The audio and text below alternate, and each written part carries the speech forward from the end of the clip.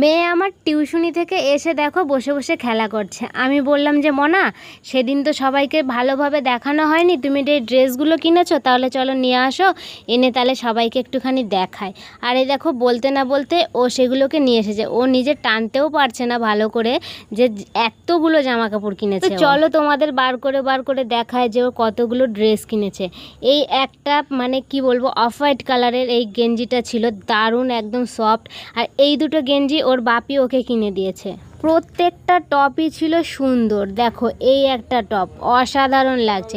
আর ওর এই কারণে টপগুলো আনা হয়েছে যে ওর এবার কিন্তু বেশিরভাগ সব জিন্সই হয়েছে। আর এই সাদা টপটা দেখো, এই সাদা টপটা জাস্ট ওয়াও, মানে স্লিপলেস হাতার যেই গেঞ্জি টাইপের, এটা কিন্তু আমার দারুণ লেগেছে। আর এটা দেখো সামনে যেহেতু কালী পুজোতে তোমার ঠান্ডা ঠান্ডা পড়বে, সেই জন্য কিন্তু এই টপটা, এর ভেতরে কিন্তু একটা গেঞ্জি টাইপের আছে। তারপর দেখো তোমাদেরকে দেখাবো জিন্সের কালেকশন। এই দেখো এই একটা জিন্স নিচে গার্ডার দেওয়া ছিল, জিন্সটা কিন্তু দারুণ। কিন্তু তোমাদেরকে কি বলবো, এই এক একটা জিন্সের যা দাম নিয়েছে, মনে হয় আমাদের ছোটবেলাতে আমাদের বাবা মারা আমাদের মানে পুরো পুজোর একটা শপিং করে দিত আমাদের এই টাকায়।